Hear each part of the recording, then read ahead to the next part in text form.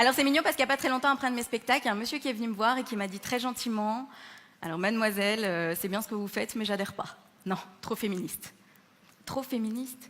C'est-à-dire qu'encore aujourd'hui, être féministe est une insulte.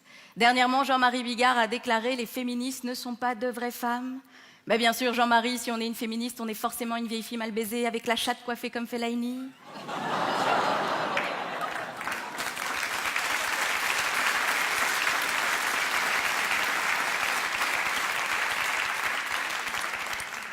Mais j'ai fait des recherches. Apparemment, pour être une vraie fille, c'est très simple. Il suffit d'aimer le rose, les paillettes et le shopping. Puis surtout être discrète, éviter d'avoir des opinions. Ou pire, d'être une fille qui a des couilles. Quand on y pense, l'expression « avoir des couilles », c'est quand même le comble du machisme. Comme si, bien sûr, le courage ne pouvait être représenté par autre chose que des attributs mâles. Juste paradoxal que le symbole du courage soit deux glands qui pendent mollement derrière une nouille. Surtout qu'on est bien d'accord. Il n'y a rien de plus sensible et délicat que des testicules.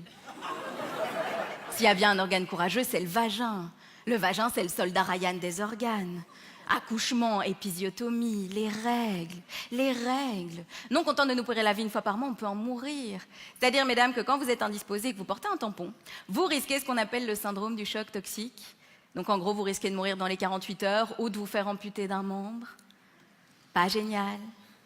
Enfin, sauf si vous avez toujours rêvé de ressembler à Jamel Debbouze ou au Capitaine Crochet, bien sûr. Histoire vraie, un jour en jouant ce sketch, au premier rang, il y avait un monsieur à qui manquait l'avant-bras. C'est con, j'ai pas pensé à lui demander sa marque de tampon. Non mais c'est fou, c'est quand on y pense, cette omerta autour des règles. En plus, depuis toute petite, on nous apprend que c'est honteux, qu'il faut surtout pas en parler. Le mot d'ordre, c'est « cachez-moi ce sang que je ne saurais voir ». Et le plus bel exemple de cette hypocrisie, c'est la démonstration de l'efficacité des tampons et des serviettes dans la publicité, avec le fameux liquide bleu. Pourquoi bleu? Enfin, je veux dire, ça n'existe pas. Enfin, je veux dire, à moins d'avoir couché avec un schtroumpf syphilitique. Si t'as du liquide bleu dans la culotte, tu paniques, tu vois. Parlons-en d'ailleurs des produits d'hygiène intime. Je ne sais pas si vous saviez que les fabricants de serviettes et de tampons n'étaient pas obligés de révéler la composition de leurs produits. Et c'est vraiment dommage, vu ce qu'ils mettent dedans. Des analyses ont détecté qu'il y avait des traces de pesticides, de dioxines et de désherbants. Du désherbant? Sérieusement, quel est le projet? C'est-à-dire que maintenant, les mecs ont décidé de s'attaquer aux poils de l'intérieur. Bon alors les gars, je veux plus voir un seul poil, donc vous me brûlez la maison mère à coups de Roundup. C'est parti. Et la goutte qui fait déborder le Tampax, alors que le Viagra est considéré comme un produit de première nécessité. Bah oui, c'est important de faire bander papy. N'est-ce pas, madame?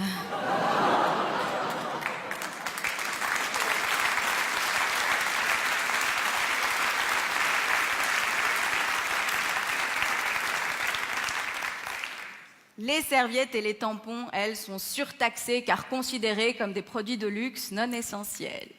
Bah oui, c'est bien connu, saigner comme un goré une fois par mois, c'est luxe ultime.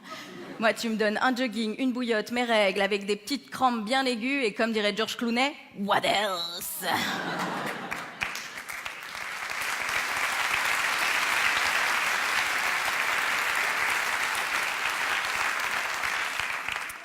Alors que quand on y pense, si on y réfléchit 2 minutes, si c'était les hommes qui avaient leurs règles, messieurs, les choses seraient très différentes. Avoir ces règles, ce serait un truc viril, un truc de mâle, tu vois. Ils accrocheraient fièrement leur Tampax usagé au rétro de leur voiture. Ils se battraient pour savoir qui a le plus gros flux. Et on aurait droit à des slogans tels que « Tampax, les hommes savent pourquoi ». Donc s'il y a des misogynes ce soir dans la salle, n'oubliez pas qu'il n'y a qu'en grammaire que le masculin l'emporte, que le mot résistance est un nom féminin, et que surtout, votre opinion, je m'en bats le clito. La relève est assurée en Belgique, l'humour caustique de Farah.